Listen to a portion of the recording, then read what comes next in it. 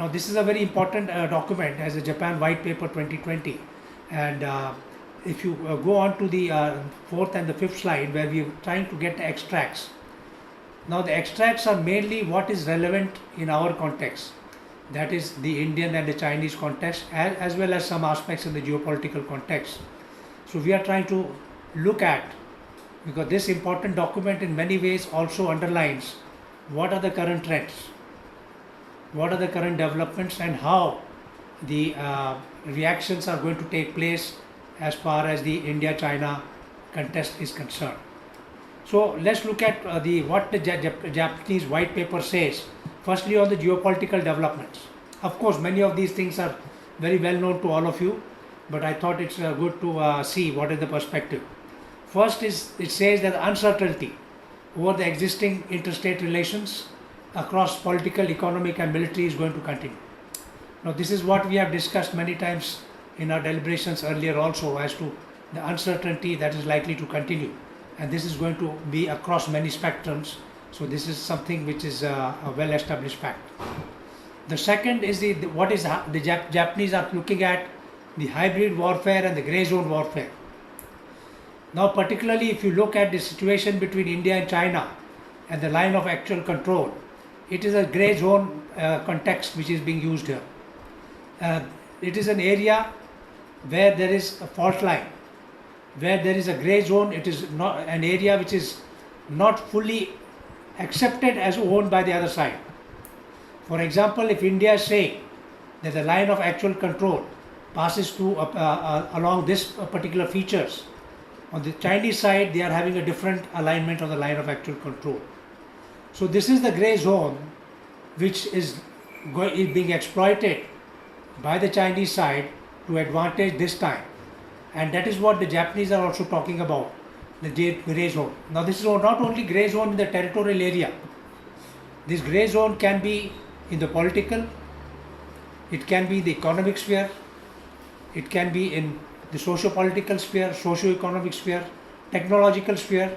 For example, you are already knowing what is happening in the technology war between China and the United States. Yesterday or day before, the UK has said that by certain year, all the Chinese equipment connectivities in the country, Huawei, that will be discontinued. So this sort of a technological disruption or grey zone is also being used to impact, and that's what the Japanese white paper is talking about. And next point is technological progress. The battle is no longer between the line of actual control or territory. It is a technology which has become the forefront of the modern competition. Huawei is one of the important examples. And now for India, it's going to be very important because India is also allowed Huawei to participate in the 5G technology bidding process so far.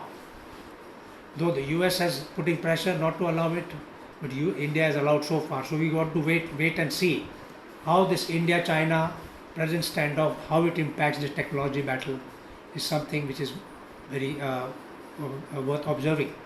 And this is what the Japanese especially are saying. And in this context, you find that what other technologies are going to be important? Artificial intelligence, you have hypersonic weapons, and you have high power energy technologies. So these are the type of technologies all the frontline countries, they are trying to exploit and explore. And I'm sure many of your countries are also looking at these, not from the military point of view maybe, but definitely exploiting the technologies for advantage, for socio-economic benefits are definitely going to be there. So the other point, the Japanese are saying that the emerging security challenges cannot be dealt by a single country. Of course, it is a well-known fact that none of the times, if you take any of the world wars, it is all the coalitions which have fought the war. No single country has been able to fight a war. It is a coalition on both sides, whatever type of coalitions. You go to the Cold War. Cold War is again a part of the coalitions which have occurred. And even today, it is a coalition which will be made to fight this new situation. Now, what is the configuration of the coalition is going to be as far as the present context is concerned, we will try to discuss as we go by and see what in the present context what it will be. The importance of the cyberspace. In fact, every day if you read in the newspaper, it's coming that especially in India, the cyber attacks are increasing. A large number of cyber attacks are taking place, and I'm sure all your cyber networks in the government are going to be very well protected. So that is where I think one is looking at space and cyber. Maritime traffic, weapons of mass destruction, and the international terrorism. India, of course, remains a victim as well as active player in the international terrorism. But in the whole region as such, the international terrorism has assumed importance. And that is why I think the NATO countries are there in Afghanistan primarily for the international terrorism containment, so that that does not flow out. So this is an aspect which the Japanese white paper has also underlined. And above all, in this year on 2020, what have we seen? We have seen the major impact of COVID-19. In India in particular, it started off in March, though I suspect that it would have come in much earlier, maybe in January or February the impact has started. But the seriousness started in the end of March, and now it is almost reaching a very new highs every day. And not only in India, this is impacting all countries, all nations, whether it is at one peak at some time or the other. And it is going to be something which I think we'll have to live with for some time. Countries which have declared success have, unfortunately, they have to come back again. You take the case of Singapore. First wave Singapore saw that everybody was saying that Singapore has done a great job, but unfortunately again now they are having a second wave. So I think this sort of a second and third waves which are coming is something which is going to be of very big importance, or a big challenge which is going to be faced as far as the COVID-19 is concerned. And we have to be very careful. And this got a geopolitical impact. It's something again which only single country cannot fight. No country can really successfully fight, because today is a world which has got connectivity, is a globalized world. Tourism, travel, even internet connectivity across is spread all over. And in that context, I think there is a very much importance comes of fighting the COVID-19 in a very cohesive manner. Now let's hit the Japanese white paper also talks of the geopolitical developments. United States is pulling out not only from Afghanistan, but is pulling out from almost all parts of the world, including Europe to some extent, redeploying its resources. But where importance as far as India is concerned, United States pulling out from the Middle East is something which is going to be of great significance for India. Because if United States pulls out from the Middle East, in that vacuum which is going to happen, which is the country which is going to take that place? And that is where I think the question comes. If the vacuum is in the Middle East, and Middle East is, as you well know, a very important region as far as India is concerned. Oil, the gas, 70 to 80% comes from there. 8 million migrants of the Indian citizens are presently working in the Middle East.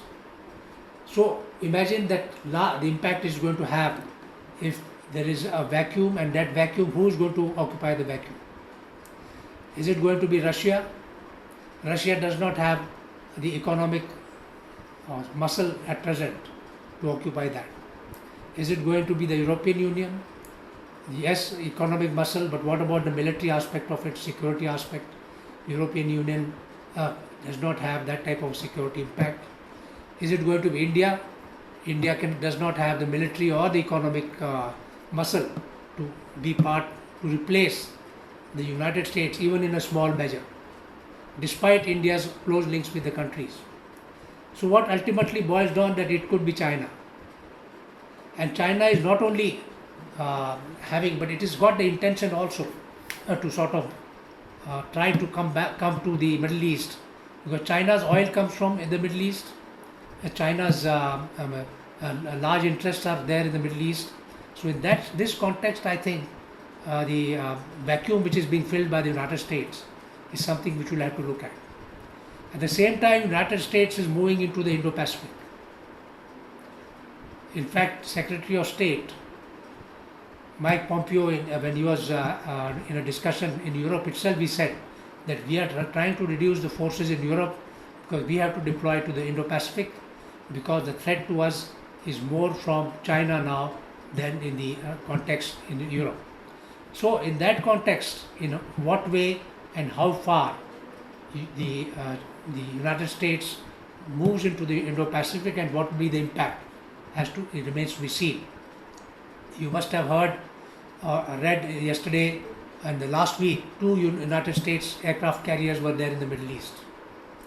So in this sort of a scenario, I think the impact of the United States presence in the Indo-Pacific is going to be something which we have to look at.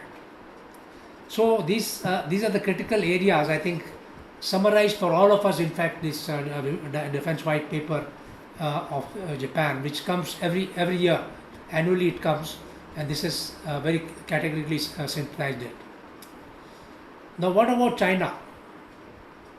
Because China has become the main area of interest for all of us. What is the situation as far as China is concerned and going on?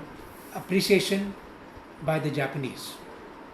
It is very clear that the Japanese white paper that says that China is transforming the armed forces in a major way. A well-known factor, I mean all of you do know it. What are the trends in that? It says it is the high-level growth of the defense budget of China, which lacks transparency, rapid improvement in the military power. In the last 10 years, the Chinese have put in 120 ships, new military ships in the ocean. Almost every month they are putting 1 at sometimes 2 frigates, fast attack strike crafts, missile crafts and various others, submarines. So the tremendous amount of impetus that China is giving to the military power is something which the Japanese white paper has very clearly highlighted. Then it talks about the information superiority which China is trying to achieve: space, cyber and electromagnetic spectrum. Chinese cyber capabilities is something everybody is worried about. Access, anti-access and area denial again. And then it goes on to the civil-military fusion. I think this is something very important since all of you are coming from Europe, because the civil-military fusion which China is trying to achieve is focused on borrowing technologies in the civilian sphere and trying to adapt it also to the military. So China knows that there is a ban on the transfer of technology in the military sphere from various countries, United States, Europe and others. So to try to overcome that ban, China tries to achieve those or get those technologies through the civil firms, and then will try to then transform it or transfer it to the military firm. So that is what has been highlighted here. China's increasing capabilities in the Indian Ocean. Now many of the analysts you must have read, they have written in India in the present context also. This says, why doesn't India go in for increasing the presence in the Indian Ocean region? Why doesn't India do that? And I think government is possibly thinking on those lines. And finally, of course, China's Belt and Road Initiative, which is putting its arms and fingers across the country, many countries, is something what we'll have to look at as we go by and as we see. India, of course, is one of the few countries, and I mean there are just one of the only major country which has not joined the Belt and Road Initiative. We have discussed it many times before as to why India has not joined and what is the reason for that. So that is the sum total of what the Japanese Defense White Paper is looking at, and I think it summarizes for us all the activities or what we have been talking about, something which we have been discussing and I think this is a very important summarization of that.